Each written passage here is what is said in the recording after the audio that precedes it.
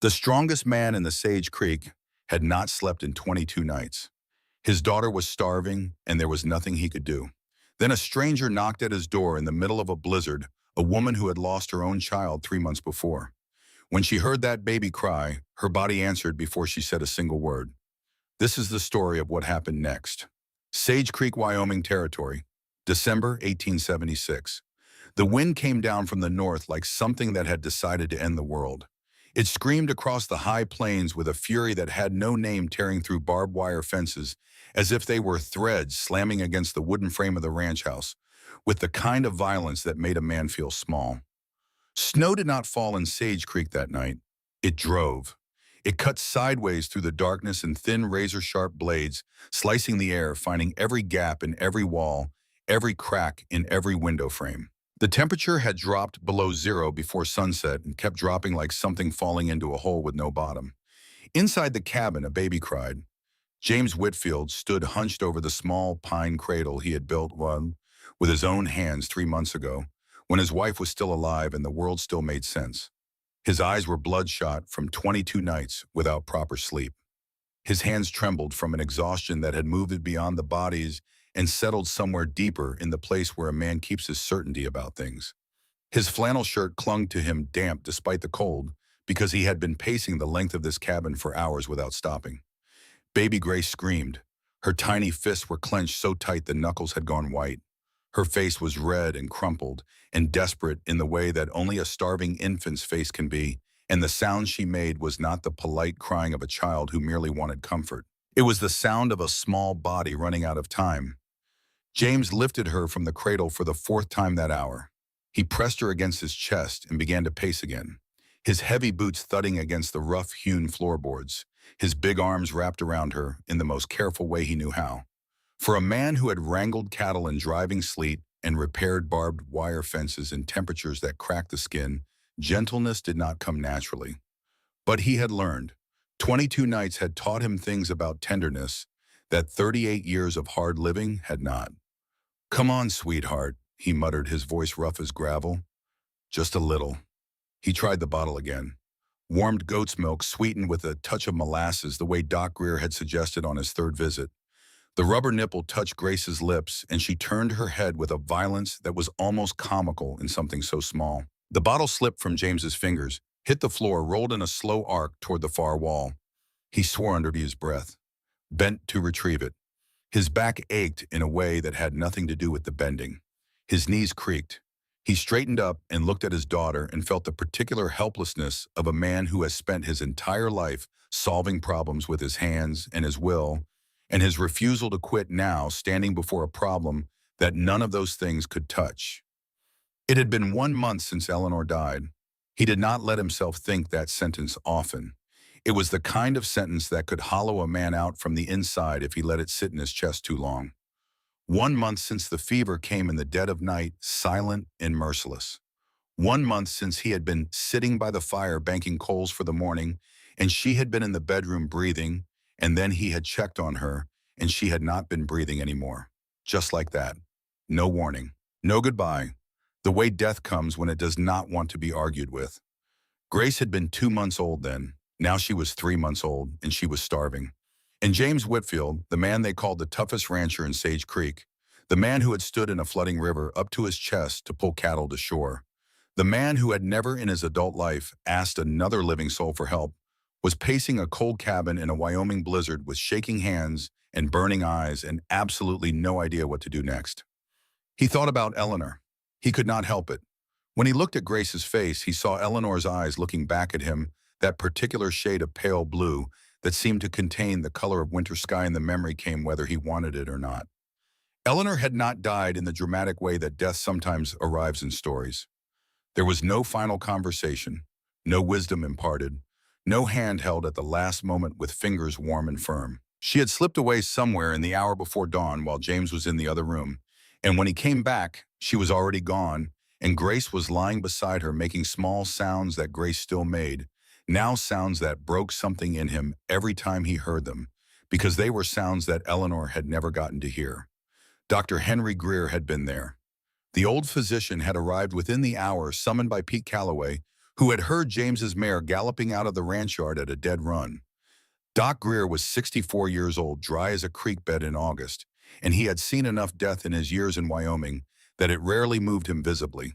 But that night he had placed one hand on James's shoulder and stood there without speaking, and that silence had been the kindest thing anyone had done for James Whitfield in a very long time.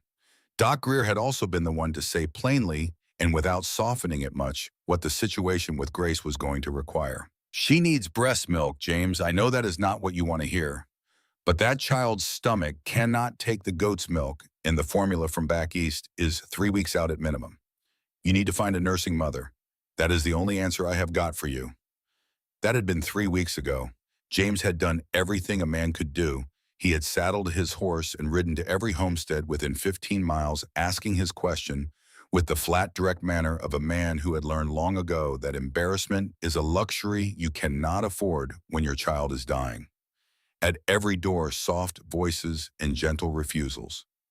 No one had a child young enough. No one could help. He rode home each time with the cold biting his face and the wind against his back and nothing to show for it. He went to Harlan Beck at the pharmacy, who told him the formula from the east was still weeks away and there was nothing to be done but keep trying with the goat's milk. He went to Pastor Elias Webb at the church, who was a good man and knew it and was sorry for it in that particular way, of good men who are standing in front of problems that goodness cannot solve. "I don't have anything I can give you but prayer, James, and I am already praying." He went back to Doc Greer for the fourth time on a Thursday afternoon, with the sky the color of pewter and the temperature falling again. The old doctor looked at him for a long moment across the cluttered surface of his examination table and said nothing new, because there was nothing new to say. James came home from that last visit and stood in the barn for a while looking at nothing. Then he went inside and found a piece of pine board and a piece of charcoal, and he wrote in letters that were larger and less steady than he would have liked what he needed. "Need help, infant hungry, breast milk needed." He nailed it to the front gate of the ranch with 5 nails, because the wind had a way of being persistent. It tore at one corner almost immediately. He drove in a 6th nail. It tore at another corner. He drove in a 7th, hammered it 3 times more than necessary, and walked back to the house without looking behind him. 4 days passed, no one came. He did not let himself think about what that meant. He fed the fire and changed the diapers and walked the floor and spoke quiet nonsense into his daughter's damp hair, and tried every configuration of the bottle he could think of, and slept in 20-minute increments, and ate when he remembered to, and mostly did not remember to. On the 5th evening, the storm arrived. It came from the north the way the worst Wyoming storms always did, without much ceremony, just a sudden drop in temperature and a shift in the wind, and then the snow hitting the windows all at once like thrown gravel. By 9 o'clock, it was a full blizzard. By 10, the world outside the cabin windows was nothing but white darkness and sound. James sat in the rocking chair by the fire with Grace on his chest. She had been crying for 2 hours. Her voice had gone hoarse from it, that small, wrecked sound that was somehow worse than the full crying, because it meant she was getting tired. A baby should not be tired from hunger. A baby should not have to exhaust herself trying to tell you she was starving. He pressed his lips to her forehead. Her skin was warm and damp and smelled the way only an infant smells, that particular sweetness that has no equivalent anywhere else in the world. And he held her closer and rocked her and said the only honest thing he knew how to say. "I am trying, little girl. I do not know what else to do." She wailed louder. The storm wailed with her. The fire popped and hissed. James Whitfield had built this ranch with his own hands over the course of 10 years. He had worked cattle drives in the summer and repaired fences in the dead of winter, and kept this place going through drought and flood and the particular misery of Wyoming winters that a man from anywhere else in the country could not quite imagine. He had done all of it because he believed in a simple thing, that if a man worked hard enough and refused to quit, he could protect the people who depended on him. He looked at his daughter's face in the firelight. He had never felt so completely defeated by anything in his life. Then there was a knock at the door, 2 sharp raps, urgent and uneven, like someone hitting the wood with cold-numbed hands. Grace startled in his arms. Her crying paused for a single breath, and then rose again, even more desperate, as though the interruption had reminded her of how bad things were. James rose from the chair. He crossed the cabin in 3 steps and opened the door, and the wind hit him in the face like a fist. She was standing on the porch in the full dark of the blizzard, soaked through to the bone. Her cloak hung from her shoulders like something that had given up heavy with ice and water, and her dark hair was plastered in wet strands against her cheeks and her forehead. She was clutching a small canvas bag against her chest, with both arms gripping it the way people grip the last thing they have left. Her eyes were blue, or gray. In the dark, it was difficult to tell. What was easy to tell was that she had been traveling for a long time and had arrived at the end of something, and she was still standing, which told him more about her than anything she was going to say. "Please," she said. Her voice was barely audible above the storm. "I just need a place out of the weather. One night I will be gone in the morning." James looked at her for a moment, then he stepped to the side and let her in. She entered, slowly dripping water onto the floorboards, and stopped 2 steps inside the door while James closed it against the wind. She was looking at the cabin, at the fire, at the bare table, at the cradle in the corner, with the careful eyes of someone who had learned to read a room quickly. Then Grace screamed again, sharp and high and terrible. The sound of a child who has been asking for the same thing for weeks and cannot understand why no one will give it to her. The woman went absolutely still. It lasted only a second, but in that second, something moved across her face that James had no words for. Her eyes locked on the infant. Her breath caught visibly a small hitch in her chest, and then her hand rose and pressed flat against the front of her blouse over her sternum, and she looked down at her own hand as if it had moved without her permission. Dark, wet stains had begun to spread across the fabric beneath her fingers. She took a step back. Her eyes filled with tears so fast it seemed like something had broken open behind them. She began, then stopped. She started again. Her voice was very quiet. She spoke the way people speak when they are saying something that has been locked inside them for so long that saying it out loud is a kind of violence. "5 months ago," she said, "I gave birth to a boy." She stopped again. Grace was still crying. The storm was still roaring. James did not speak. He waited. He died 2 months later. Her jaw tightened briefly, the way jaws do when someone refuses to let something come out that wants to. A fever. There was nothing anyone could do. She looked at her hand still pressed against her chest. "Since then, my body does not understand. He is gone, but the milk still comes. Every day, every single day I have to get rid of it, and every day it hurts." She raised her eyes to James. They were gray, he could see that now. Gray as the sky before a storm. "Your child is hungry," she said, "and I have what she needs." She held his gaze steadily. There was nothing in her expression that asked for anything except permission. No manipulation, no plea, no performance of desperation.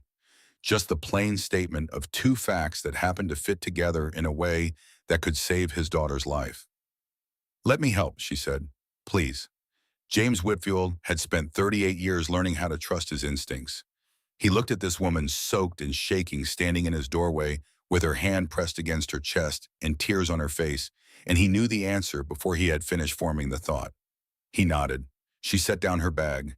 Her hands moved with a slight tremor as she unfastened the front of her blouse, and she did not look at James as she did it, and James turned his face toward the fire and gave her what privacy the small cabin allowed.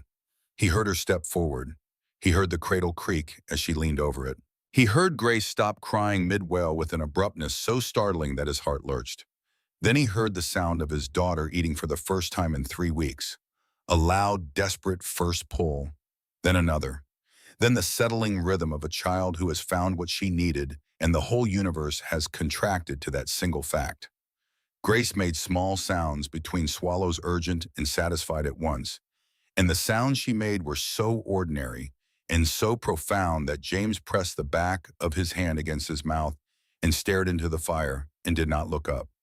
Behind him, he heard the woman make a sound that was not quite a whine,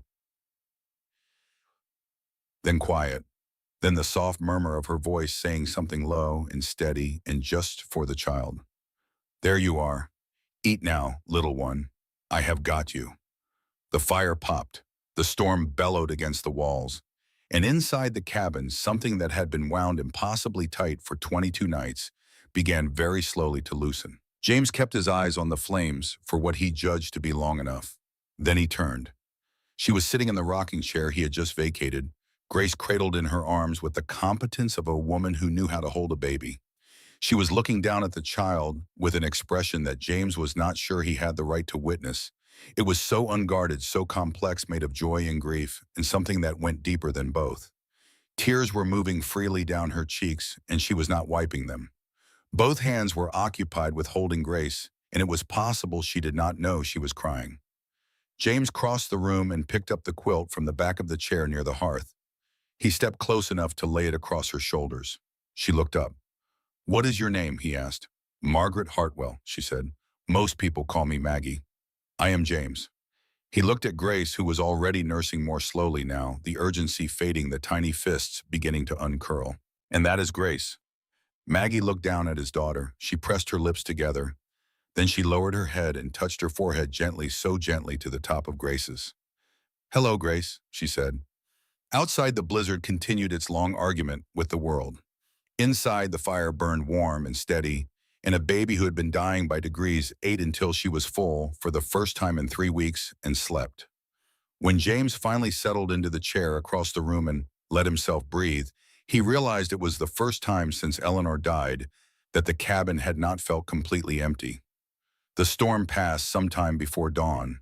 The silence it left behind was the particular silence of deep snow, thick and whole, a silence that seemed to absorb sound rather than simply lack it. Grace slept. Maggie slept on the narrow cot in the corner where James had put blankets while she was feeding the baby, the small bundle of her canvas bag tucked beneath the frame. James did not sleep. He sat and fed the fire and thought about nothing in particular, which was itself a kind of rest. Before the first gray light appeared at the edges of the window shutters, Maggie was up. She rose quietly the way people rise who have learned not to disturb others, and she checked on Grace before she did anything else, standing over the cradle for a long moment with her hand resting on the pine rail. Then she moved to the stove and stoked it and found the oat tin and started water heating, and she did all of this in the careful, practiced way of a woman who had run a household and knew what needed to be done in the morning without being told. James watched her from the chair. He was a man who noticed things. He noticed the way she moved through the unfamiliar kitchen, without hesitation, adapting quickly to its arrangement. He noticed that she had tied her hair back before starting, because hair near an open fire was a hazard, and she understood hazards. He noticed the set of her shoulders straight but not stiff, the posture of someone carrying weight, but refusing to be bent by it. He went outside and split wood. He split twice as much as usual. When he stacked it, he made 2 piles, the large one in its regular place against the outside wall, and a smaller one just inside the door, near the stove. Near where she would be cooking. He did not explain this. She would understand it, or she would not. When he came back in, she handed him a tin cup of coffee without being asked, black and strong the way he made it himself, which meant she had paid attention to the pot on the stove at some point the previous night. He accepted it and sat down at the table. For a while, neither of them spoke. The oatmeal bubbled on the stove. Grace stirred in her cradle and made the small sound she made just before waking, and Maggie was at the cradle's side before James had finished setting down his cup. She lifted the baby with the ease of someone for whom this action was muscle memory. Grace opened her eyes, blinked at the ceiling, and fastened on Maggie's face with the unfocused intensity of an infant encountering something her brain has not yet sorted out. Then she began to root, and Maggie sat down in the rocking chair and fed her again, and the cabin was quiet except for the fire and the sound of the baby eating. James looked at the window. Ice crystals had formed at the corners of the glass. The sun was not yet fully up, but he could see by the angle of light that the snow had stopped and the sky was clearing. It would be a brutal cold today, the kind of cold that cracked fence posts and froze water in the trough before you could break it. "There is nowhere for you to go today," he said. Not a question. "I know that," Maggie said. "When the weather breaks, you would need money to get anywhere, or a horse, or both." She looked at him across the room. "I do not have either of those things." "I know that too." He set down the cup. "I need someone to take care of Grace. I cannot do it alone, not the way she needs. Not with the ranch." He paused.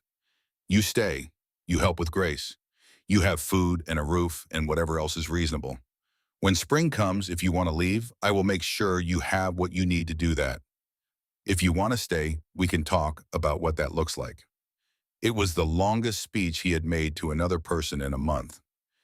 He was aware of how it sounded, dry and transactional, and not at all what the situation deserved. But he did not have a better way to say it, and he suspected that a woman who had traveled 27 days from Ohio on a mail-order bride contract and arrived to find her intended 2 weeks in the ground probably valued plain truth over pretty words. Maggie looked at him for a moment. Then she looked down at Grace, who had finished eating and was blinking at the middle distance with the beatific expression of a thoroughly satisfied infant. "Can I use the kitchen?" she asked. "The kitchen is there to be used." "All right, then." That was the whole of the negotiation. It was later, after Grace had been fed and laid back in the cradle, after the oatmeal had been eaten in a silence that was not uncomfortable, after James had gone out to check the livestock and found 3 inches of ice on the trough and spent the better part of the morning dealing with that Maggie told him the rest of her story.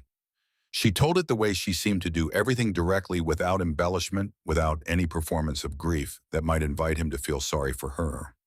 She was washing the breakfast dishes when she told it, her hands moving steadily in the basin, her back to him, which perhaps made it easier. Her husband, Robert Hartwell, had worked in a coal mine outside Cincinnati. He had been a good man, she said, and she said it the way people say things that are simply true and need no defense. He had worked long hours and come home tired, and they had been building something together in the slow, quiet way of people who are not wealthy but are not without hope. She had been 7 months pregnant when the mine collapsed. He had not been close to the collapse itself. He had been far enough back that the initial roof fall had not touched him, but the shaft had filled with gas before they could get him out. By the time the rescue team reached him, it was already over. She turned off the water and dried her hands. She still had not turned around. Samuel had been born 6 weeks later in the single room she was renting by then, because the company house had to be vacated. The midwife who came was old, incompetent, and blessedly uninterested in anything except getting the baby born safely.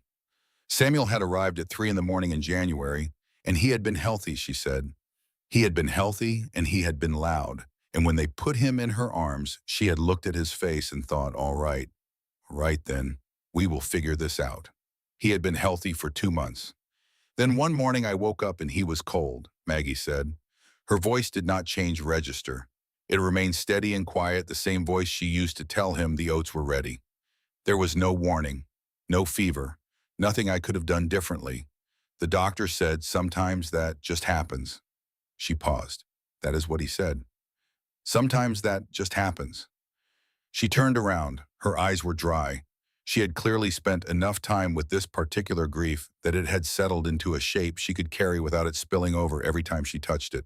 I signed the contract with the mail-order bride agency 3 weeks after his funeral, she said. Not because I was in love with the idea of marrying a stranger in Wyoming, because the church's assistance was running out and I needed somewhere to go, and I would hunt it without that room and everything in it. She looked at James steadily. I sold everything I had left to pay for the train ticket. I traveled for 27 days. When I got to the stage stop at Laramie, the postmaster there had a letter waiting. He said Chester Grimes had died 2 weeks prior. Heart, he thought, though some people said it was the drink. James looked at his hands on the table. He had known Chester Grimes vaguely. A small-scale rancher, not particularly prosperous, not particularly sociable. He had not been at the funeral. I had no money to go back, Maggie said. I had no one to wire. I had the clothes in my bag, and the contract in my pocket, and the address of this ranch, which was the only address in Sage Creek I knew. She met his eyes. And then the storm came, and I saw your light. The room was quiet for a moment. Grace made a small sound in her sleep. The fire settled. The sign on the gate, Maggie said. I saw it before I knocked. James had forgotten about the sign. He felt something shift in his chest, some rearrangement of the way he had been thinking about the past 5 days. He had hammered that sign into the gatepost 7 times against the wind, certain it would do nothing, certain he was performing desperation rather than actually solving anything. I saw it, Maggie said again and looked at Grace in her cradle. And I knocked. Neither of them said anything else for a while. James got up and put more wood on the fire. When he turned back, Maggie had gone to the cradle and was standing over Grace with that expression again, the one he did not quite have the right to look at. He turned away to give her the moment. Her name, Maggie said. Grace, your wife chose it. We chose it together. James kept his back to her. Eleanor wanted something that meant something. She said every name should mean something. Maggie was quiet. Then Samuel means God is heard. James did not turn around. And Grace means God's favor. Another silence. Outside, the morning light was strengthening, turning the snow on the window ledge from blue to white. Somewhere in the distance, one of the horses in the barn made a sound that might have been greeting the new day or might have been a complaint about the cold. Hard to tell with horses. She was a singer, James said. He was not sure why he said it. It came out before he could examine it. Eleanor. She sang while she churned butter. Same 2 or 3 songs every morning. Drove me half crazy some days. He was quiet for a moment. I would give a good deal to hear any of them right now. Behind him, he heard Maggie exhale slowly. Samuel liked noise, she said. Any kind. Rain on the roof whined against the window. If I went quiet too long, he would start fussing. I used to sing to him. A pause. I am not a good singer. He did not know that. A small sound from behind him that might have been a laugh. Quiet and brief and quickly gone but real. No, she said. He did not know that. Grace stirred in the cradle, made a small sound, and settled back into sleep. James added one more log to the fire. When he turned around, Maggie was back at the basin wringing out the dishcloth, her movements steady and purposeful, and the cabin had the feeling of a place where 2 people were learning how to coexist in the particular silence of shared loss. It was not comfort exactly. It was too early and they were too much strangers to each other for comfort. But it was something. The way 2 travelers walking in the same direction on a cold road are something even before they have learned each other's names. James went outside to start on the fences. The cold was brutal exactly as he had expected, and the work was the same work it always was, and his hands moved through it with the automatic competence of a man who has done the same task 10,000 times. But somewhere in the middle of replacing a broken post, he realized that for the first time in 22 days, he had not in the past hour thought about whether Grace was still breathing. He knew she was. She was inside, and Maggie was with her. He kept working. The sun was fully up now, white and cold and very bright off the snow, and it lit the whole plain in a hard, clean light that made everything look sharp and real and present. He could see the gate from where he was working. He could see the sign he had nailed there, battered by 4 days of wind still holding. He had nailed it to the post a total of 7 times before he stopped. The last time he had used damp rope instead of a nail, looping it through 2 eyelets, he had punched in the corners because rope gives when the wind pushes and a nail does not. That was why it had survived when the rest had not. He had not thought about that at the time. He had just been trying everything he could think of, refusing to stop. He finished the fence post and moved on to the next one. That evening after supper, after Grace had been fed and laid back in the cradle, they sat on opposite sides of the fire in the not uncomfortable quiet that had been growing between them since morning. Maggie was mending something, a small garment of Grace's that had a seam coming loose, her needle moving in and out of the fabric with small, careful stitches. James was whittling something he had not yet decided on the knife, moving with long, slow strokes, curls of pine falling to the floor. He was not thinking about much. He was doing the thing he sometimes did at the end of a long day, letting his mind go quiet and let the hands work. And it was in that state that he said, without planning to, she used to stand at the window in the morning and look out at the plain while the butter was churning, like she was making sure it was still there. Maggie looked up from her sewing. Eleanor, he clarified because it needed saying. She liked the mornings, said the light was different out here than anywhere she had ever lived. She grew up in Missouri. He kept the knife moving. She said out here the sky looked like it went all the way down to the ground. Maggie was quiet for a moment. Then she set the mending in her lap. Samuel had his father's hands, she said. Robert's hands. Big for a newborn. The midwife said she had never seen a newborn with hands like that. Her voice was very even. I used to hold them while he slept. Just hold his hands. A pause. I still dream about that sometimes. Not about the rest of it. Just that. The fire popped. A log shifted and sent a small shower of sparks up the chimney. Grace slept on her breath, a barely audible rhythm in the room's quiet. James set the whittling knife down on the arm of the chair. "I am sorry," he said, "about your boy." Maggie picked up her sewing again. "I am sorry about your wife." Simple as that. No embellishment, no reaching for comfort that was not available. Just the plain acknowledgement of two losses sitting in the same room in front of the same fire, not pretending to be smaller than they were. When Maggie rose eventually to check on Grace one last time before turning in, James stayed in his chair and watched the fire and thought about nothing very specific. Somewhere in the distance, beyond the walls of the cabin, the Wyoming plain lay quiet and enormous under its cover of new snow. No wind, no sound at all. He could not remember the last time it had been this quiet. In the morning, he would have to start on the north fence line, which he had been putting off for 2 weeks. He would need to ride into Sage Creek at some point for salt and lamp oil and a few other things. Grace would need feeding twice more before dawn, which meant Maggie would be up twice more before dawn, which meant he should make sure the stove did not go cold. These were simple things, manageable things, the kind of things that could be done. He got up to bank the fire for the night. He was halfway through the task when he heard hoofbeats outside. One horse moving slow, not stopping, just passing. He straightened up and looked out the window into the dark, and he could see the dark shape of a rider moving along the road that ran past the front gate of the ranch. The rider paused at the gate for a moment, close enough that James could make out the glint of something metallic on the coat. A badge. Then the horse moved on, and the darkness closed back over the road. James stood at the window for another moment after the rider had gone. He did not know why the sight of that badge had tightened something in his chest. He went back to the stove. He would think about it in the morning. Right now in the cabin behind him, his daughter was sleeping in her cradle with her small fists curled and her breath even and her color better than it had been in 3 weeks. And in the corner, Maggie Hartwell was asleep on her narrow cot, one hand tucked beneath her cheek, her canvas bag on the floor beside her.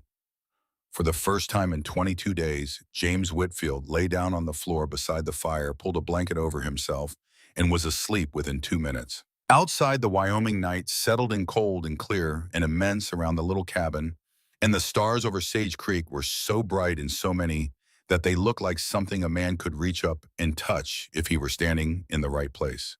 The sign on the gate was still there. The rope held. 2 weeks passed. They passed the way hard weeks do when the work is constant and the stakes are high, and there is no room in the day for anything except what needs doing. James repaired the north fence line. He broke ice on the trough every morning before first light. He hauled feed for the horses and checked the cattle and came home in the evening to a cabin that was warmer than it had been and smelled of whatever Maggie had found to cook from the stores in the larder and had always the sound of Grace somewhere in it. Grace was eating. That was the fact that organized everything else. She was eating and gaining weight, and her color was good, and her crying when it came was the ordinary crying of a baby who wanted something specific, rather than the desperate, exhausted sound of a body running out of resources. Doc Greer came by on the fourth day and stood over the cradle for a long time without speaking. And then he looked at Maggie and nodded once the way old men nod when they have seen enough of both directions, that a nod in the right one carries real weight. "She is going to be fine," he said. Maggie accepted this without visible reaction, but her hands, which had been folded in her lap, unclenched slightly. The small things accumulated between James and Maggie, the way small things do when two people are sharing a space and paying attention to each other without making a production of it. She learned that he took his coffee strong and his meals plain, and that he preferred to be left alone for the first 20 minutes after coming in from outside, because that was when he was sorting through whatever the day had thrown at him, and he did it better in quiet. He learned that she was up before him every morning without exception, that she moved through the kitchen with an efficiency that meant she had been running a household since she was young, and that she sang to Grace when she thought no one could hear very softly songs he did not recognize, but that Grace seemed to find agreeable. He split extra wood without explaining why. She mended the tear in his working jacket without being asked. He left a jar of rendered bear fat by her wash basin one evening with a note that said, "For your hands," in the large unsubtle lettering of a man not accustomed to writing notes. She did not mention it. But the next morning her hands moved more easily, and she had left a plate of cornbread on the table for him, still warm under a cloth. None of this was romance. It was something both simpler and more durable than romance. It was two people learning to take care of each other in the practical, wordless way of people who have work to do and have decided without making any speeches about it not to make things harder than they already are. Pete Calloway was a different matter. Pete was 29 years old and had worked the Whitfield Ranch for 3 years, which made him the closest thing James had to a regular employee. He was good with horses and adequate with cattle and entirely too willing to form opinions about things he did not fully understand. He had been raised by a cautious mother in a cautious household and had absorbed from that upbringing a suspicion of any situation that departed from what he already knew. Maggie departed considerably from what he already knew. He did not say anything directly hostile. Pete Calloway was not a cruel man, but there was a distance in the way he greeted her, a flatness in his nod when they crossed paths in the yard, a tendency to address his questions to James when Maggie was standing right there and was perfectly capable of answering them herself. He did his work and kept his counsel and said nothing to her face. But James caught him on the third day pausing outside the barn to watch her cross the yard with Grace in the sling across her chest, and the look on Pete's face was the look of a man deciding what he thought about something he was not sure of. James said nothing. He had learned over 38 years that some judgments could not be argued into or out of a person. They had to be arrived at by the person themselves through their own observation in their own time. Pete would come to his own conclusions. The only question was what evidence he would accumulate in the meantime. Sage Creek was a small town. It had been a small town for as long as anyone currently living there could remember, and like all small towns, it had developed very efficient systems for the movement of information between its residents. Information about the Whitfield Ranch reached those systems within the first week.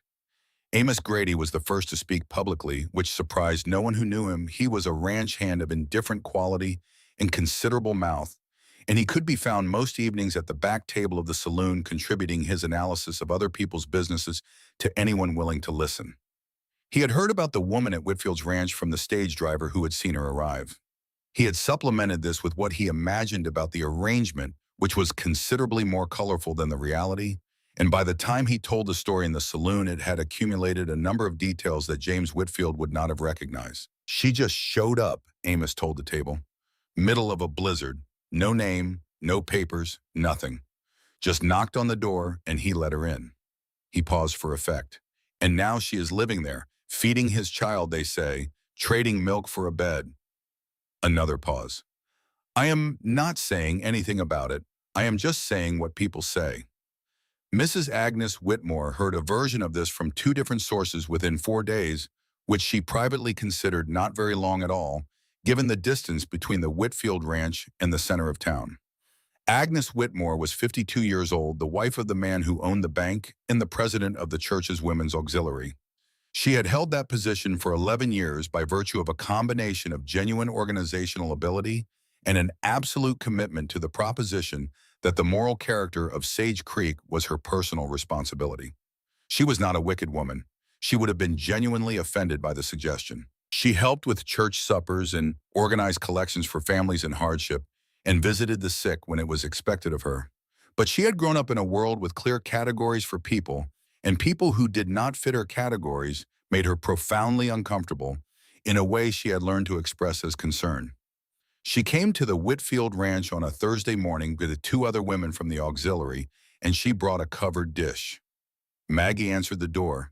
She had Grace in the crook of her arm and flour on her apron from the biscuits she had been making, and she looked at the 3 women on the porch with the alert, guarded expression of someone who knows a performance when she sees one arriving. Agnes Whitmore smiled. It was a practiced smile, warm without being warm, the kind of smile that is shaped exactly like friendliness without containing any of the substance. "We heard about your situation," she said, "and we wanted to come by and offer our welcome. Sage Creek is a Christian community. We take care of people in need." She came inside without being asked. The other 2 women followed her. They arranged themselves around the cabin in the way of people conducting a careful inspection while pretending to be interested in conversation, and Agnes Whitmore said the polite things while her eyes moved over the jacket on the peg near the door, the 2 sets of dishes on the shelf, the small pail of Maggie's mended clothing draped over the chair near the stove. "Of course," Agnes said, settling into the tone of a woman getting to her point. "Your situation is somewhat unusual. A woman alone, not married, living in a man's home. Even in circumstances like these, it does create questions. What kind of questions? Maggie said. Agnes's smile adjusted slightly. She had not expected to be asked directly. Well, questions about propriety, about how things look. You understand, I am sure that in a community like this, appearances matter. For everyone's sake, including yours. Grace made a small sound and shifted in Maggie's arm. Maggie looked down at her for a moment.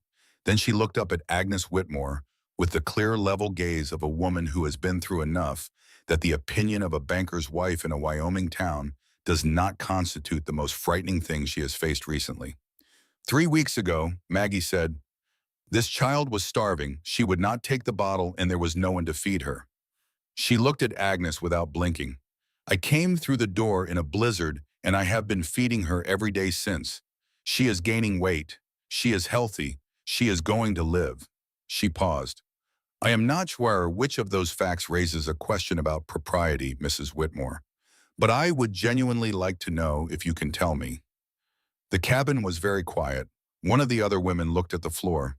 The other looked at a point on the wall. Agnes Whitmore's practiced smile had done something complicated with itself and had not quite resolved into a new expression.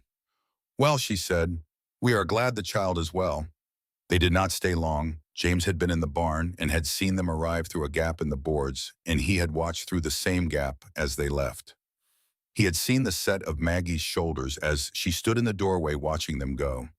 He had seen the way she held Grace a little closer. He had seen her stand there for a moment after the wagon had rounded the first bend in the road, perfectly still before she turned and went back inside. He finished what he was doing in the barn and went in. Maggie was at the stove. The biscuits were in the oven. Grace was in the cradle. Everything was in order. Everything all right, he said. Fine, she said without turning around. He took off his coat and hung it on the peg. He sat down at the table. After a moment, he said, I saw them from the barn. Maggie's hands paused briefly over the skillet she was wiping out. Then they resumed. They were concerned about propriety. I expect they were. Mrs. Whitmore is the kind of woman who is concerned about propriety in the same way a hawk is concerned about rabbits. She set the skillet down. It is less a principle and more an appetite. James almost said something. He decided that what he almost said could wait. Pete Calloway, as it turned out, had also seen the visitors from the barn from a different angle. He had been up in the loft throwing down hay and had a clear view of the porch through the loft door. He had watched Agnes Whitmore and her companions arrive. He had watched them leave somewhat sooner than they had obviously intended. He had not been able to hear the conversation, but he had seen Maggie's posture when the women walked away, the particular straightness of a person who has stood their ground in front of something that wanted to diminish them and has not been diminished. He thought about that for the rest of the afternoon. The following morning, he found Maggie in the barn, milking the dairy cow, Grace asleep in a nest of clean hay nearby. He stood in the doorway for a moment, turning his hat in his hands before she looked up. I owe you an apology, he said. She kept milking. For what? For thinking things about you that were not fair. She looked at him steadily. What kind of thing? He had the grace to look uncomfortable. The kind that a man thinks when a situation is new and he does not take the time to look at it properly before he decides what he thinks. He looked at Grace in the hay. Anyone who takes care of a baby the way you take care of that one is not the kind of person I was thinking about. Maggie held his gaze for a moment. Then she turned back to her work. All right, she said. All right, Pete agreed, and something settled between them that would in the weeks that followed become the beginning of something like a friendship. It was Doc Greer who came on a Tuesday and stayed for coffee and told them what was actually happening in town, because Doc Greer was the kind of man who believed that people had a right to know what was being said about them and could not be protected by ignorance. He sat at the table and wrapped both hands around the mug and said without preamble, Holt has been asking questions. James set down his own mug. What kind of questions? About her. Doc nodded toward Maggie without looking at her. Whether she has signed anything with you, whether there is any legal arrangement in place, whether she is here with your permission or on her own initiative. He looked into his coffee. He asked me what I knew about her medical history. Maggie, who was standing by the stove, went very still. Vernon Holt, James said, not a question. The same. James was quiet for a moment. Holt was the deputy. He had been in Sage Creek for about 2 years, long enough that most people had stopped noticing the way he paid attention to things that were not strictly his business. He wore his badge with the ease of a man who had worn authority in one form or another for a long time. He was polite consistently and carefully polite in the way of people who have learned that politeness is the most effective cover for other intentions. Why would Holt be interested in Maggie's legal arrangements? James said.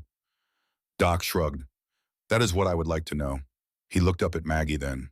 I told him I had no information about her medical history and that the care of my patients was not a matter for the sheriff's office. He thanked me very nicely and left.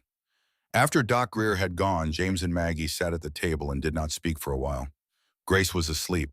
The stove ticked as it cooled. Outside, the wind was starting again, the ordinary afternoon wind that was not a storm, just the plains reminding you that it was still winter. You have met him before, James said. Holt? Maggie shook her head. No, never. James turned his cup in his hands. He has been past this ranch 3 times in the past week. I have seen him from the field. Maggie looked at the table. What does he want? I do not know yet, James said, but a man who asks that many questions always wants something specific. He found out the next afternoon. Holt came alone, which was itself information. A man who comes alone to a conversation is either confident he has all the leverage he needs, or he wants the conversation to look informal. Sometimes both. James was in the yard when Holt rode up. He dismounted at the gate, looped his reins over the post with the ease of a man making himself at home, and walked to where James was standing with the easy measured stride of someone who is not in a hurry because he does not need to be. Whitfield, he said. He had a pleasant voice, Holt did, reasonable and warm. I have been meaning to stop by. Sorry it has taken so long. You have been by several times, James said. You did not stop. A brief pause, then the pleasant smile again. Riding past is different from stopping. I wanted to pick the right moment. He looked around the yard with the expression of a man admiring the property, though his eyes were moving with more precision than admiration usually requires. The ranch looks good. Heard you had a hard time of it lately. Sorry about Eleanor. What do you want, Holt? Another pause, slightly longer. The smile did not go away, but it recalibrated. I want to have a conversation with the woman inside, he said. Margaret Hartwell. I have some paperwork that needs her attention. What kind of paperwork? Holt reached into his coat and produced a folded document. He held it out and James took it and unfolded it and read it in the way that James Whitfield read documents slowly and completely, starting at the top and going to the bottom and not skipping anything in between. It took a while. Holt waited. The document was dense with legal language, the kind that is specifically designed to be difficult to read quickly, and James read through it twice before he lifted his eyes. This says Chester Grimes had a land agreement with something called Northfield Land Company, he said. That is correct. And that because Miss Hartwell was his contracted bride, she is his legal heir for the purposes of that agreement. That is also correct. And that if she signs this document, she releases any claim she might have to land associated with that agreement. James looked at Holt steadily. What land specifically? The land that was the subject of Chester's arrangement with Northfield. Holt's voice was even and pleasant. It is a formality mostly. The agreement was Chester's and it died with him, but Northfield's attorneys want the paperwork clean. They are sending her $100 and a rail ticket back to Cincinnati as consideration. James looked at the document again. He was a man who had signed land agreements himself, who understood how they were structured, what the important words were, and where they tended to appear. He found what he was looking for on the second page in a block of text that was printed in a slightly smaller size than the rest, in a paragraph that began with language designed to sound like routine boilerplate. He read that paragraph 3 times. Then he folded the document and held it back out to Holt. She will not be signing this, he said. Holt's pleasant expression did not change. I think that is her decision to make. It is, James said, and when she makes it, it will be after she has had a lawyer look at this document. There is a lawyer in Cheyenne. We will wait for him. That could take some time. We will wait. A silence stretched between them. A hawk turned slow circles over the south field. One of the horses in the barn stamped and shifted. Mr. Whitfield, Holt said, and there was something different in his voice now. Something that had not been there before, not threatening exactly, but not warm either. I would encourage you to think carefully about making this more complicated than it needs to be. Miss Hartwell is in a difficult situation. She has no legal standing here, no formal arrangement with you, no papers of any kind. She is a woman alone in a territory that is not always kind to women alone. He paused. I would like to help her. That is all I am trying to do. James looked at him for a long moment without speaking. When the lawyer gets here, he said, we will be in touch. Holt rode out. James stood in the yard until the dust of his horse had settled back onto the road, and then he went inside and put the document on the table in front of Maggie and sat down across from her and waited while she read it. She read slowly, the way he had, not skipping anything. When she reached the second page, he watched her face. He saw the moment she found the paragraph he had found. She read it again.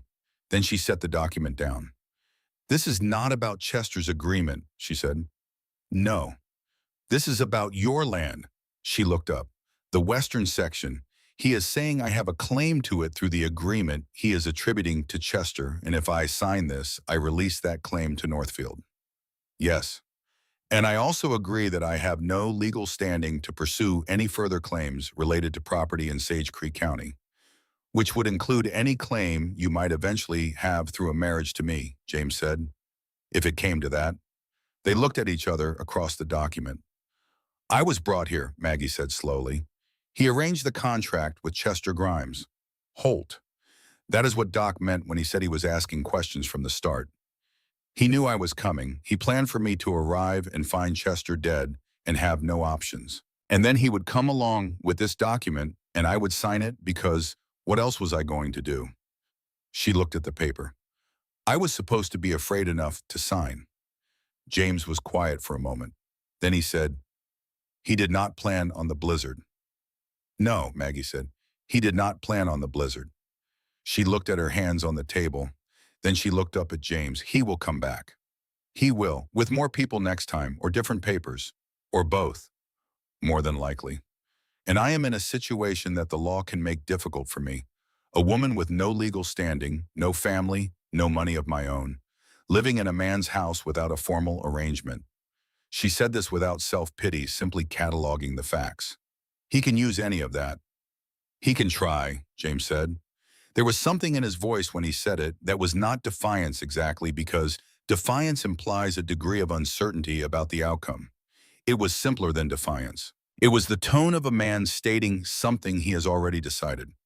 That night, after Grace was fed and sleeping, James wrote a letter.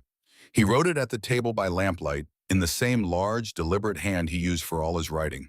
He wrote it to a man named Watkins, who was an official in the territorial governor's office in Cheyenne, and who had reason to remember a flood on the Platte River in the summer of 1872, and a rancher from Sage Creek who had pulled his youngest son out of it. He sealed the letter and addressed it. He did not mention it to Maggie. It was simply the next thing that needed doing, and he did it. 3 days later, Agnes Whitmore's letter to the county office was delivered. Neither James nor Maggie knew about it immediately.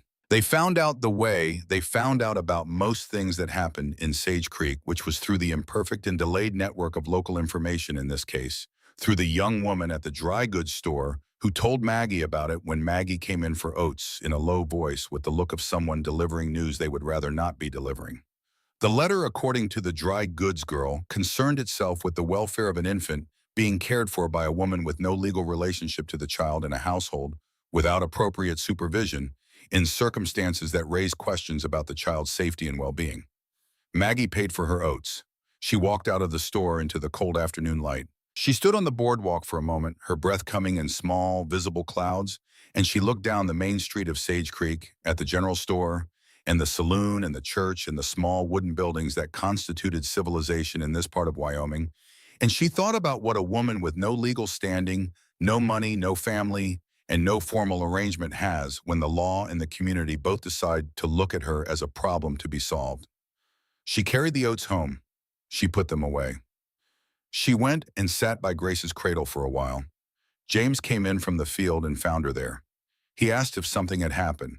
She shook her head and told him everything was fine, and he could see that it was not, and he let it alone because she was not ready to tell him yet, and he understood that sometimes people needed to carry a thing for a while before they could put it down. That night, the temperature dropped to the lowest point of the winter. The wind came back, not the blizzard wind of the first night, but the long grinding wind that comes in January and February and simply settles in a constant pressure against the walls, a sound that becomes after a while indistinguishable from silence, because it never stops. Grace woke at midnight, and Maggie fed her sitting in the rocking chair by the dying fire, and James got up and put more wood on without being asked, and went back to his place on the floor without speaking. This was the routine they had developed, and neither of them had named it. But Maggie did not go back to sleep. James could hear her in the way you can hear someone who is awake in a dark room, the particular quality of stillness that is different from the stillness of sleep. She was thinking. He could tell by the quality of it that what she was thinking about was not good. He lay on the floor and looked at the ceiling and did not say anything because there was nothing to say yet, and because he had learned that the most honest thing you can offer someone who is thinking through something hard is to not interrupt the thinking. At 2 in the morning, he heard her get up. He heard the careful, quiet sounds of a person trying not to be heard. Clothing, the soft creak of the floor near the door, the near silent lifting of the latch. His eyes were open before he had consciously decided to open them. He reached for the cradle. His hand found the rim, and he already knew even before his hand went to where Grace should have been what he would not find there. Cold wool, empty. He was on his feet in the same motion. The door was not fully latched. Cold air pushed through the gap, a thin continuous pressure from outside. He crossed the cabin in 2 steps, pulled his coat from the peg, yanked on his boots, with the focused speed of a man who has managed emergencies before and knows that the first 60 seconds are the ones that matter. Outside, the cold hit him like a wall. The wind was steady and brutal, and the temperature was somewhere that proper men did not go willingly. Snow lay over everything in a thick crust that reflected the partial moon enough that he could see not well, but enough. The yard was empty. The gate was not fully closed. He did not call out. The wind would take his voice and scatter it into nothing. He went to the barn, saddled his mare with hands that moved automatically through the familiar steps, the buckles and straps, and the final check, and he led her out into the yard and mounted and let her have her head for a moment while he looked for what he needed, a disturbance in the snow, crusted direction. There, south of the gate, small prints in the frozen top layer, already beginning to fill with wind-blown crystals. She had not been gone long. He moved the mare south. The plain in winter at 2 in the morning under a partial moon is a landscape that does not feel entirely of this world. Everything is white and still and wrong-looking, the shadows going the wrong direction, the distances impossible to judge. He had ridden this land for 20 years, and he still felt at this hour the particular vulnerability of being very small in something very large. He did not let himself think about what he would find. He let himself think only about the next 20 yards of snow, reading it, and the 20 yards after that. 15 minutes out, his mare checked and he steadied her and looked left, and there was the shape of the old hay storage building, the one with the collapsed roof that had been useless since the winter of 1874. It was only a partial structure, now 3 walls and a corner of the 4th enough to break some of the wind. In the shelter of the angle where 2 walls met, there was a figure. He got off the mare before she fully stopped. Maggie was sitting with her back pressed against the splintered wood, her legs pulled up, her body curved forward over the bundle in her arms. Her hair was wet, and there were ice crystals in it. Her lips were the color of a sky before a storm, gray and wrong. She was rocking forward and back, small, repetitive movements, and she was saying something he could not hear over the wind. Grace was in her arms, wrapped in the blanket from the cradle pressed against her chest. He went to his knees in the snow in front of her. Maggie. She did not look up. She kept rocking. Her eyes were open but not focused. Maggie. He put his hand on her shoulder, careful the way you would with someone who does not know they need to be handled carefully. It is James. I am here. She looked up then. Her eyes found him, and something in them shifted, sharpened, and then flooded with something he recognized as panic, but a particular kind of panics, the kind that is not afraid of what is in front of it, but of what it has imagined. They will take her. Her voice was rough with cold. They will say I have no right. The law. Holt and his papers, and that woman and her letter. They will come and they will take her away from me, and I cannot let that happen. I cannot let that happen again. Maggie. His voice was low and steady. Not loud, not urgent the way you speak to a frightened horse or a child who has gotten to the edge of what they can manage.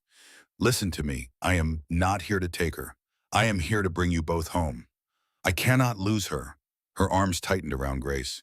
She is the only thing left. I know she is not mine. I know that, but she feels like mine, and I cannot stand here and wait for them to come and tell me I have no right to her when she is the only reason I have gotten up in the morning for the past 2 weeks. He looked at her. He looked at Grace, who was alive and warm against Maggie's chest, protected by every ounce of body heat the woman had left to give. You have not stolen anything from me, he said. You have given my daughter her life. Every day since you walked through that door, you have given her life. No piece of paper Holt has written, and no letter Agnes Whitmore has sent is going to change that. He reached out and put one hand on Grace, and then he put the other on Maggie's arm. But you are going to freeze out here, and you cannot take care of Grace if you freeze, so I need you to stand up now. She looked at him for a long moment. Then she said, I did not mean to run. I know that. I was so afraid. I know. He shrugged off his outer coat and wrapped it around her shoulders, and then he took Grace from her arms long enough to tuck the baby inside the coat with her so that she and the child were sharing warmth, and then he put both arms around her and got her to her feet. She was stiff with cold, her legs uncertain under her, and she leaned against him with the complete lack of resistance of someone who has used up everything they had. He held them both. He did not say anything else for a moment. He stood in the angle of the broken wall with the wind on his back and let Maggie breathe and let Grace breathe and let himself breathe. And he thought about what he had said, and he was not surprised to find that he had meant every word of it. You are not nothing, he said finally into her hair. You are the reason that child is alive. Whatever Holt has on paper and whatever Agnes Whitmore has written in her letters, that is the fact. That is the fact that does not change. Maggie's shoulders shook once briefly hard, and then she pressed her face against his coat and held on. They stood there for a while. The wind moved around them. Grace slept on warm and unaware, tucked between two people who had, without intending to and without yet having named it, made themselves responsible for each other. He got them home. He got the fire built back up, and Maggie thawed, and Grace checked and found to be entirely unharmed. And he made Maggie drink hot water with a little of the honey in it and sit by the fire until she stopped shaking. She did not protest any of this. She sat where he put her and drank what he gave her and held Grace and looked at the fire, and once, without looking at him, she said, I am sorry, and he said, do not be. And that was all that was said about it. He sat across from her until she fell asleep in the chair, which happened faster than he expected, and then he moved Grace carefully to the cradle and put another blanket over Maggie's shoulders and sat down on the floor and did not sleep himself. In the morning, he did not tell her what to do or make speeches about what had happened. He made coffee and set it on the stove and went outside and did the morning work. And when he came back in, she was up and Grace was fed and there was oatmeal on the stove, and they sat down to breakfast the same as any other morning. She looked better. Not entirely well, but better. Her color was back and her hands were steady, and her eyes were clear in a way they had not been the night before when they had held that frightened, disoriented quality of someone operating beyond their capacity. Holt will come back, she said when the breakfast things were cleared. He will, James said, more than likely with company. We need to be ready for that. James nodded. He had been thinking about this. I wrote to a man in the governor's office last week. He owes me a favor. I want to find out what Northfield Land Company actually is and who is behind it. Holt is the hand in front of you. I want to know whose hand it is. Maggie was quiet for a moment. Then she said, Chester Grimes. He signed something he did not understand, did he not? That is how Holt got the foothold. He found a man who was not careful and got his signature on something and built the rest of the scheme on top of it. That is my reading of it. Chester was not a bad man, she said, which surprised him slightly. From the letters. The agency had me read his letters before I agreed to the contract. He seemed like an ordinary man who was hoping for something better and was not very good at seeing when people were taking advantage of him. She looked at the table. I feel sorry for him. James thought about that. He thought about Chester Grimes, whom he had known slightly, who had not been much of anything, who had apparently been used by someone smarter and more ruthless and had not survived it. The letter I wrote to Cheyenne should get there in 4 or 5 days, he said. We wait, and we watch, and we do not give Holt anything to use. And when he comes back, we are ready. He came back 2 days later. This time there were three of them. James was in the yard when he heard the hooves. He set down the axe he had been using and turned to look, and what he saw was Holt in the lead, and two men behind him, both of them strangers, both of them with the look of men who are employed to communicate the seriousness of a situation by their presence rather than by anything they say. He did not go for a weapon, not yet. He stood with the axe at his side and waited for them to reach the gate. Holt dismounted with his usual ease. The other two stayed on their horses, which was itself a statement. "Whitfield," Holt said, "we have come about the document. We need an answer today."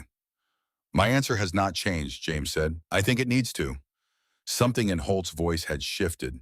The pleasantness was still there, but it had been reinforced with something harder underneath it. "We have been patient. Northfield is not going to wait much longer.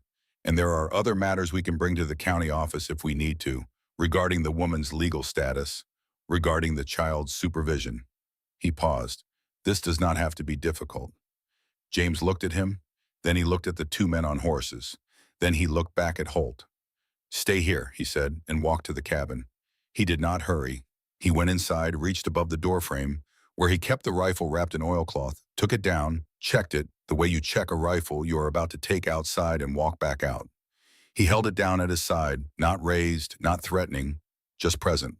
"I'm going to tell you something," James said, "and I am only going to say it once. This is my land. That cabin behind me is my home. The woman inside it and the child inside it are my family. If you step through that gate with anything other than a legal document signed by a judge in Cheyenne, I will have 3 grounds for a complaint to the territorial governor's office that will end your career as a law officer in this territory." He held Holt's eyes. "I have already written to the governor's office. The letter went out 3 days ago." A silence. One of the men on horses shifted. The other looked at the rifle. From the corner of his eye, James saw Pete Calloway come out of the barn and position himself to the left of the barn door, leaning against the frame with his arms crossed, not doing anything aggressive, just there. Present. Witness. From the road, the sound of wheels. The Miller's store wagon, making its morning delivery run, had slowed to a stop at a point where the driver had a clear view of what was happening at the Whitfield gate. Further down, a woman on foot had also stopped. And further still, the unmistakable angular shape of Doc Greer on his bay horse. Holt looked at the witnesses. He looked at James. He looked at the rifle. "This is not over," he said. "It is for today," James said. "And when you come back, bring something with a judge's signature on it." They rode out. James stood at the gate until the sound of their horses had faded down the road. Then he lowered the rifle. Pete walked over from the barn. He looked at James and said nothing because nothing needed to be said. He went back to work. Doc Greer dismounted at the gate. He looked at James for a moment with the expression of a man who has seen a good many things in his years and has learned to take them in without making a great deal of noise about them. "I see you have the situation in hand," he said. "Well enough." Doc looked at the cabin. "How is she?" "She is all right." He nodded. He got back on his horse. He started to ride away and then stopped and looked back at James over his shoulder. "The letter you sent to Cheyenne," he said. "You might also want to send one to the county land registry. Ask them to pull any and all documents associated with Chester Grimes's name and hold them pending review. If Holt has been filing things, that is where they will be." He paused. "Just a thought." He rode on. James went back inside. Maggie was standing by the window, gracing her aims. She had heard everything. She looked at him, and he could see that she was calculating, measuring, doing the same work he was doing, assessing what had just happened and what it meant for what came next. "You called us your family," she said. He set the rifle down on the table and looked at her steadily. "Because you are," he said. Grace reached up and put one small hand against Maggie's jaw, the unfocused, exploratory gesture of an infant beginning to understand that there is a world outside herself. Maggie looked down at her. Something moved across her face that was neither grief nor joy, but contained both. The afternoon came on cold and clear. James wrote the second letter Doc had suggested and sealed it and addressed it and set it with the first to go with the next writer to Cheyenne. He did not know yet what Chester Grimes had left behind, if anything. He did not know what the land registry would show. He did not know if the letter to Watkins would produce anything useful. But he had learned in 38 years of ranching in Wyoming that the most important thing you can do when the weather turns against you is keep doing the next right thing. You bank the fire, you fix the fence, you write the letters that need writing. You do not stand still and wait for things to get better on their own. He finished the letters. He went outside and checked the fences. Inside the cabin, Maggie fed Grace and put her down for the evening, and then she sat by the fire for a while and looked at the flames and thought about the things that had brought her to this place and what those things had cost her and what they had given her, and whether if she could somehow go back and choose differently, she would. She stayed with that question for a long time. The fire burned down. She added a log. Grace slept peacefully in her cradle, her small chest rising and falling in the even rhythm of a child who is warm and full and safe. Outside, the Wyoming night settled in again, enormous and cold and full of stars. Somewhere in Cheyenne, a letter was making its way toward a man who owed a favor to a rancher from Sage Creek. Somewhere in the county registry, documents were sitting in files that had not yet been opened by the right eyes. And in the cabin at the edge of Sage Creek, a man came in from the cold and sat down across from a woman by a fire, and neither of them said anything for a while, because some things are better understood in silence, and they had both by now learned to trust the silence between them. James looked at Maggie. She looked back. "Whatever is in those documents," she said, "Chester Grimes was trying to get out of it before he died. I believe that." James was quiet for a moment. Then he said, "So do I." The fire popped. Grace breathed. Outside, the stars over Wyoming burned their cold, enormous light across the plain, and the ranch sat quiet under them, and the morning was still a long way off, but it was coming. It was always coming. The rider from Laramie arrived on a Thursday morning, 11 days after James had sent his letter south. He was a young man, thin and serious-looking, with the careful posture of someone who has been taught that the documents he carries are more important than he is, and has taken that lesson to heart. He gave his name as Thomas Aldridge, said he was attached to the territorial governor's legal office, and accepted the cup of coffee Maggie offered him with a brief nod before he set a leather satchel on the table and removed from it a single envelope sealed with the office's mark. He did not make a speech about it. He simply said that Chester Grimes had sent a letter to the governor's office 31 days before his death, that the letter had been received and logged, and then delayed in the review process, which he acknowledged with the flat tone of a man who has said this before and is not proud of it, and that when James Whitfield's own letter arrived, and the name Chester Grimes appeared in it, someone had gone looking for what was already in the files. He opened the envelope himself. He removed several pages and smoothed them on the table and began to read. James sat across from him. Maggie stood near the stove with Grace in her arms, and she was very still in the way she was still when she was paying close attention to something and did not want her attention to be visible. Chester Grimes had not been an eloquent man.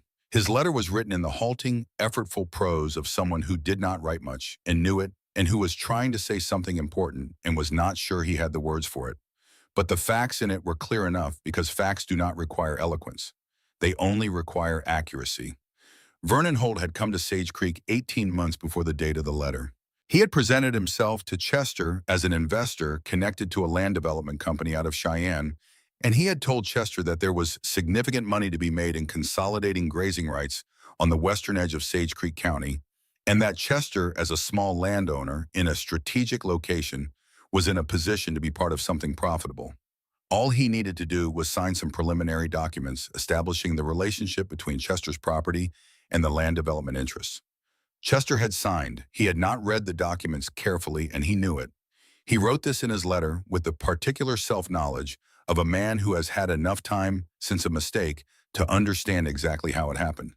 What Chester had signed was not, as Holt had described it, a preliminary partnership arrangement.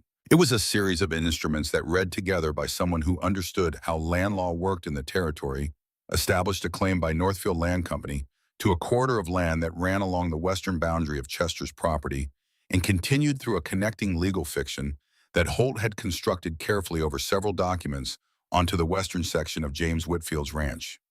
Chester had understood this eventually. He had taken the documents to a lawyer in Laramie on a trip he told no one about, paying the fee with money he could not easily spare. The lawyer had gone pale reading them.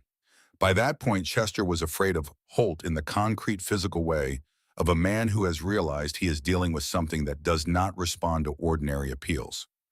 He had considered going to the county sheriff. He had decided against it when he understood that the county, sheriff, and Holt moved in the same circles, in the same orbit of obligation. He had considered going to James Whitfield directly. He had not done this either because he was ashamed of what he had done and afraid of what James might do with the information before Chester was ready to act on it himself.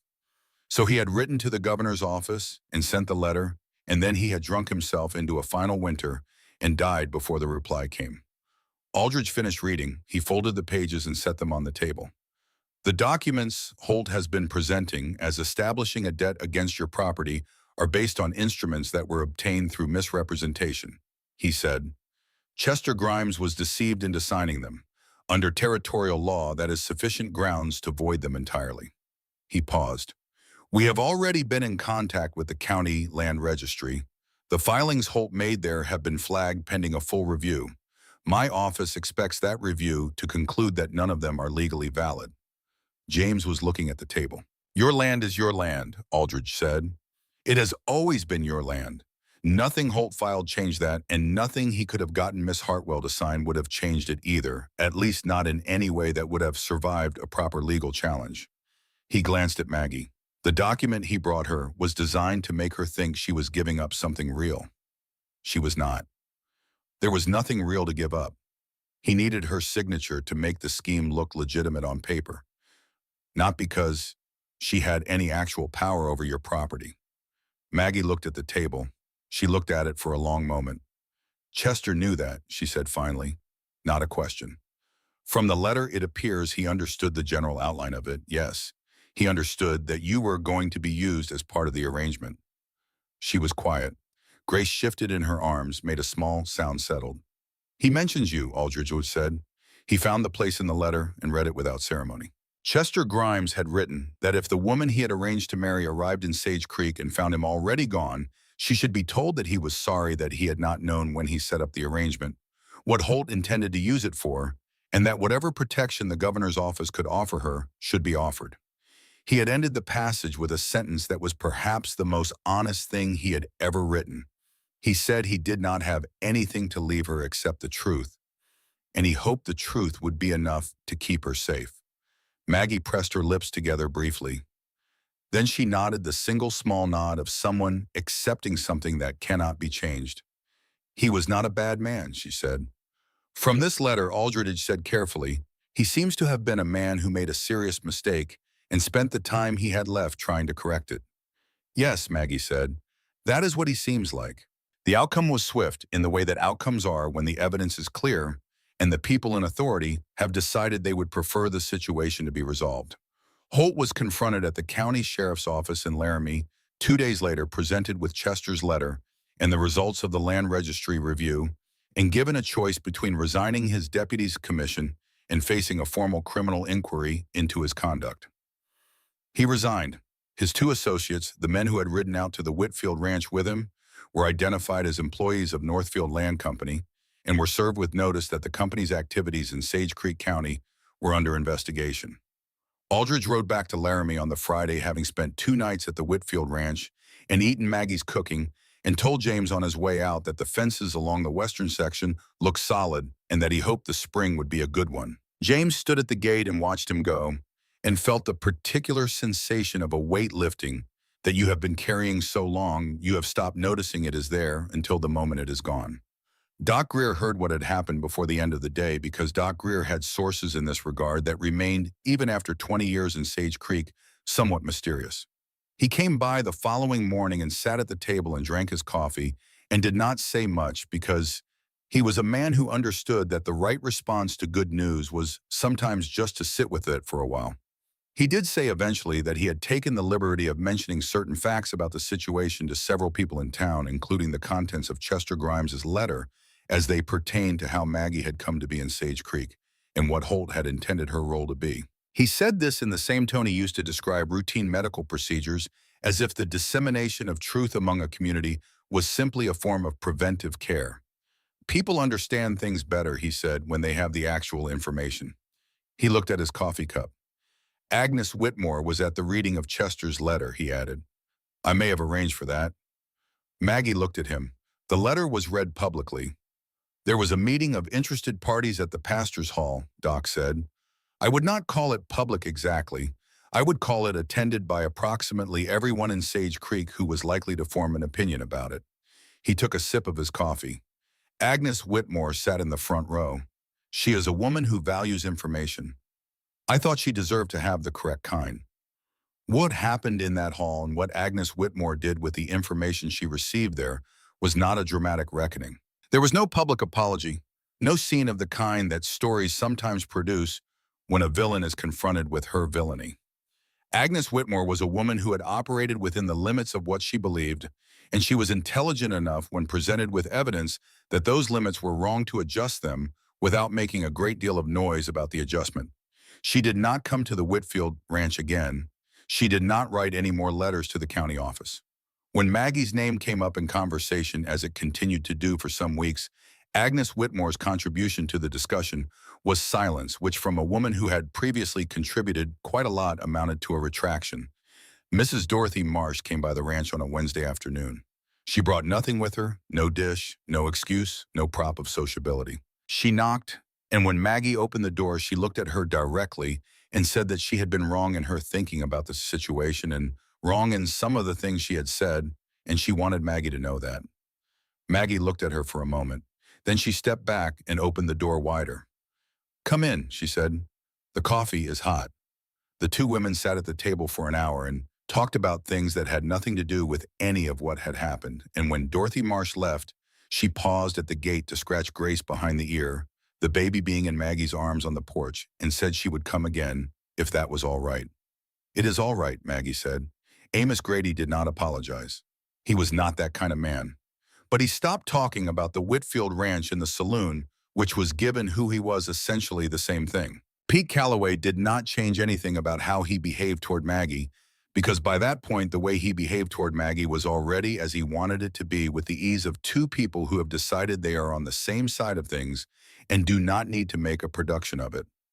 There was a morning about a week after Aldrich had come and gone when James came in from the field to find Pete in the kitchen with Maggie. The two of them apparently engaged in a fairly heated disagreement about the best method for salting a side of bacon, Pete insisting on a dry rub, and Maggie maintaining that brine was the only civilized approach. James stood in the doorway and listened to this for a moment, and then went back out to finish what he had been doing because the cabin was clearly fine. It was on a quiet evening in the middle of that week that Aldrich's final piece of information caught up to them. He had sent a brief letter clarifying one point that he had forgotten to mention in person. The $100 Northfield had offered Maggie as consideration for signing their document was of course no longer forthcoming. But the territorial office, in recognition of the fact that she had been used without her knowledge as part of an illegal scheme, was prepared to offer her something in its place. Specifically, she was entitled, if she wished, to a rail ticket to any destination she chose. The office would arrange it. She had only to say the word. James put the letter on the table in front of her in the evening after Grace was asleep. He sat down across from her and said, "You have a real choice now, the first one you have had since Cincinnati. No pressure from anyone, no situation forcing your hand." He looked at his hands on the table. "I want you to know that." Maggie read the letter. She read it through once and then set it down and looked at it. The cabin was quiet around them. The fire was steady. The cradle was in the corner where it had always been, and Grace slept in it with the complete trusting unconsciousness of a child who knows she is safe. The pine cradle that James had built over 3 nights by candlelight, sanding the edges smooth with his rough hands, fitting the corners with a care that was disproportionate to what a functional cradle strictly required. Maggie looked at the cradle for a while. Then she looked around the cabin slowly, the way you look at a place when you are trying to see it as it actually is, rather than as you have become accustomed to it. The 2 sets of dishes on the shelf, the jacket on the peg beside his jacket near enough to touch, the small pile of Grace's clean clothes folded on the chair, which she had washed and folded that morning while he was out, the basin by the window with the cure of bear fat beside it, half empty now. The marks on the door frame where James had been recording Grace's weight, a small notch for each week, already 4 notches deep. "When Samuel died," she said, And her voice was the same voice she always used, steady and direct, the voice of a woman who has decided that the truth is the only currency she can afford. I thought I had finished being a mother. I thought that was something that had been given to me and then taken back. And I decided I could live with that. I had to. There was no other option. She looked at Grace in the cradle. And then I came here. James did not speak. He had learned by now that Maggie said what she needed to say in her own time, and that the kindest thing he could do was not interrupt the doing of it. I am afraid, she said. I want you to know that. I am afraid of feeling this much and losing it. I am afraid of the part of me that woke up when Grace latched on that first night, because that part of me has been hurt in a way that does not fully heal, and I do not know what happens to a person if it gets hurt that way again. She paused. I think some things break in a way that cannot be fixed a second time. I think that is true, James said. She looked at him. He did not look away. But the fear of losing something, he said, is not the same as a reason not to have it. He was quiet for a moment, looking for the words with the careful, deliberate effort of a man who does not use many of them, and therefore needs each one to carry its full weight.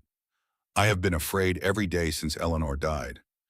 Every morning I am afraid of what can happen, afraid of what I cannot control.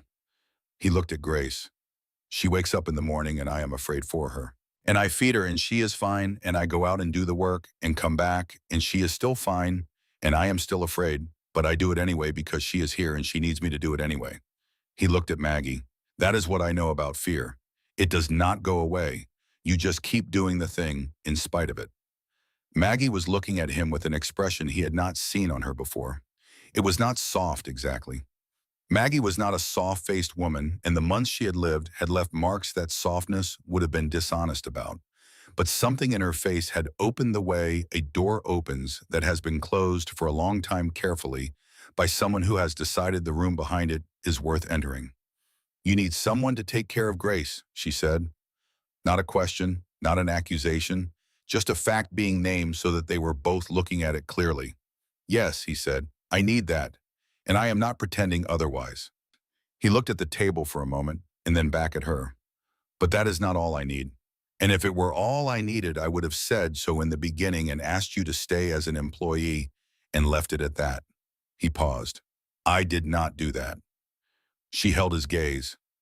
I did not do that, he said again quietly, because it was not what I wanted. The fire popped. A log settled. Outside, the Wyoming night was still and cold and enormous. Maggie reached across the table and placed her hand over his. Her fingers were warm from the fire and steady, and he turned his hand over and held hers. I am not whole, she said. I want you to understand that. I am not the woman I was before Samuel. I am not going to pretend to be. I am not the man I was before Eleanor, he said. I have not been pretending either. She looked at their joined hands on the table. All right, she said. It was the same two words she had used the morning after she arrived, when he had offered her a place and she had accepted it with that same directness that had struck him then and struck him still. Simple, complete, everything it needed to be and nothing it did not. All right, James said. He did not let go of her hand. She did not move hers. They sat like that in front of the fire while the night settled in round the cabin, and Grace slept on in her cradle, breathing the slow, even breath of a child who has no reason to expect anything but warmth when she wakes. The wedding was small. It was by any formal measure barely a wedding at all. It happened on a Saturday morning in early March when the snow on the south-facing slopes had begun to pull back from the rocks, and the light had returned to a quality that suggested the world was considering the possibility of thaw. Pastor Elias Webb stood on the porch of the Whitfield cabin in his good coat, with his Bible, looking pleased with himself in the quiet way of a man who does not often get to do something unambiguously good and is aware of the rarity. Doc Greer was there. He had come on his bay horse and tied it to the fence post and was standing with his hat in his hands, which was as dressed up as Doc Greer was likely to get. Pete Calloway was there in a clean shirt that showed signs of having been ironed by someone who was not entirely familiar with the process. Mrs. Dorothy Marsh had come and brought flowers, dry ones, from the summer before, wild prairie flowers tied with a piece of blue ribbon, because she was the kind of woman who understood that a wedding needed something living or something that had been living even in March. Maggie wore the blue dress she had brought from Cincinnati, the only dress she had brought, the one she had been saving since the first day as a kind of evidence that she had once owned something she valued enough to protect. It fit her the same as it had in Ohio. She was not a woman who had changed her shape through any of the months that had changed her in every other way. James wore his good flannel shirt and his least worn trousers and had done something with his hair that suggested it had been wet at some point in the morning and then had mostly recovered from whatever he had intended for it. Grace was in Maggie's arms. She was wearing a small dress that Maggie had made from a remnant of calico traded from the dry goods store, and she looked at the assembled company with the imperious, unfocused scrutiny of a 6-month-old who has not yet decided what she thinks of the world, but is reserving judgment. Pastor Webb read the words. He read them well without rushing and without the theatrical gravity that lesser officiants sometimes bring to occasions they are not quite sure how to inhabit. When he came to the part that asked James if he took this woman, James said he did in the same tone he used to describe facts about fencing or cattle direct and final, and not in need of elaboration. When he came to Maggie's part, she was quiet for just a moment before she answered the single beat of quiet that a person takes when they are making sure they mean what they are about to say. "I do," she said. Webb smiled. He closed his Bible. Doc Greer shook James's hand and patted Maggie's and scratched Grace behind the ear and said something about spring coming early this year that had nothing to do with anything, but it was perfectly suited to the moment. Pete Calloway was brief and sincere in the way of young men who have been moved by something and are not sure they are allowed to show it. Dorothy Marsh hugged Maggie briefly, the firm and businesslike hug of a prairie woman, and pressed the dried flowers into her hand. They were gone by noon. The cabin was quiet again. Grace fell asleep against Maggie's shoulder on the way back inside. James built up the fire. Maggie put Grace in the cradle and stood for a moment looking at her, and then she turned and looked at James, and neither of them said anything because there was nothing that words could do that the moment was not already doing without them. It was later that evening after supper, when James was outside checking the horses, that Maggie was alone in the cabin for a few minutes. She stood in the center of the room and looked around it. She had looked at this room many times in the months she had been here, but she had never looked at it the way you look at a place that is yours, and she was discovering that there was a difference, that ownership of the looking changed what you saw. Her eyes moved up to the ceiling beam above the fireplace. She had looked at it before without particular attention, but the fire was low, and the lamp was placed on the mantel shelf, and the angle of the light was different from usual, and for the first time she could see that there were marks in the wood. She stepped closer. She looked up. 3 names had been carved into the beam.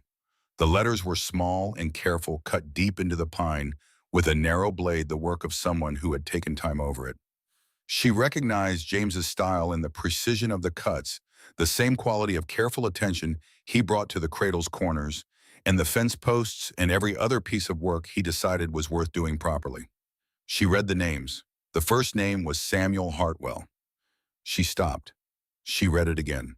Samuel Hartwell, carved first at the top in letters that were slightly deeper than the ones below, as if the hand that cut them had been pressing harder than it needed to. Below it, Grace Whitfield, and below that, Eleanor Whitfield. She stood with her hand pressed against the beam and her fingers in the carved letters of her son's name, and she did not move for a long time. James came in from outside. He stopped when he saw her, standing at the fireplace with her back to him and one hand raised above her head. He closed the door quietly.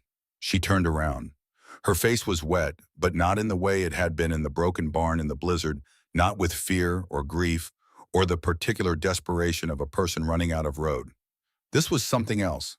This was the kind of tears that come when a thing that has been locked a very long time is finally carefully opened. "When did you do this?" she asked. "The 3rd night after you arrived," he said. He did not move toward her yet. He stood by the door and let her have the distance she needed. "After the evening you told me about him, when you were asleep. You did not know if I was going to stay. No, you did not know anything about me." "I knew about Samuel," he said. "I knew he had lived. I knew his name." He looked at the beam. It seemed like a name that should be remembered in a place. "I had a place." She looked at him for a moment with an expression that he would not have been able to describe if someone had asked him. It was not happiness exactly, though happiness was in it. It was something older and more complete than happiness, the expression of a person who has arrived after a long journey through difficult country at a place that turns out to be real. He would have been 8 months old now, she said, if he had lived. I know, James said. She turned back to the beam. Her fingers moved to Eleanor's name, then to Grace's, then back to Samuel's, lingering there. All right, she said quietly, to no one in particular and to everyone. All right then. She lowered her hand. She turned around. She looked at James across the warm cabin with the fire at her back and their daughter asleep in her cradle and the names of the dead above the hearth where they could be seen every day by the people who still lived. He crossed the room. She let him. 3 years passed. They passed the way good years pass when the work is constant and the company is right and the seasons do their ordinary work of turning the world over and starting it again. Spring brought mud and new calves and the return of the meadowlarks to the fence lines. Summer brought heat and long days and the slow, satisfying labor of a ranch functioning as it should. Autumn brought the harvest in the cold that preceded cold, the particular beauty of Wyoming in October, when the sky goes so blue it seems artificial.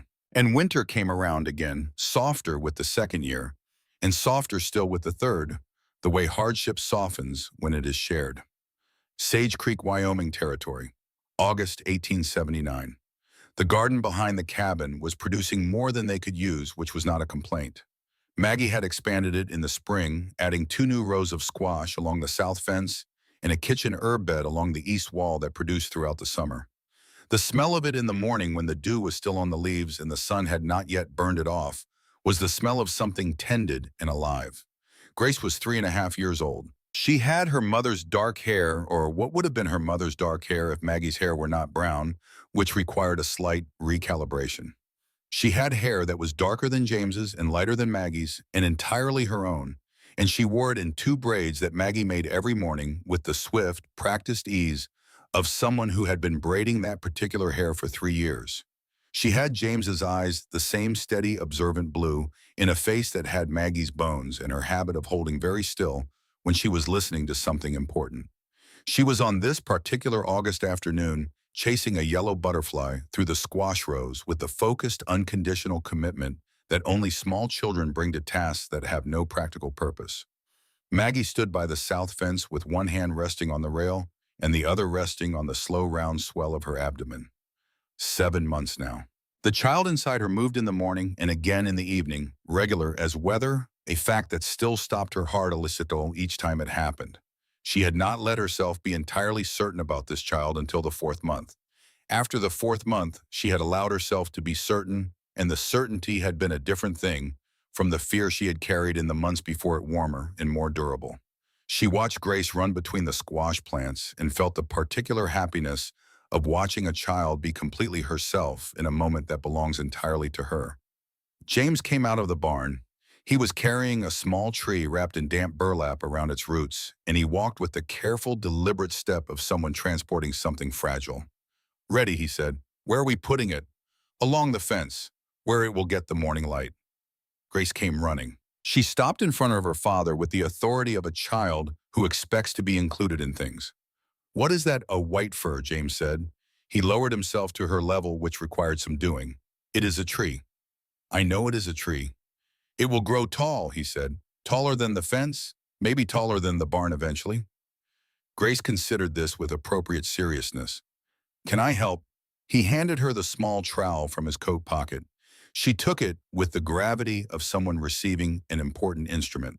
They dug the hole together, the 3 of them, Grace attacking the earth with enthusiasm that exceeded technique, Maggie directing the placement with one hand on James's arm, James doing the actual structural work. When the hole was right, he lowered the small tree into it, and they packed the earth around the roots, and Grace patted the dirt flat with the flat of her trowel and stood back to examine the result. The white fir stood about 2 feet tall, its needles a deep, dusty green, its roots settling into Wyoming soil for the first time. Why this tree? Maggie said. James was looking at the tree. Then he looked at the sky where the late afternoon light was beginning its slow shift toward gold. White fir is stubborn, he said, hard to kill. It grows where other trees will not, in the cold, in the wind, in the thin soil.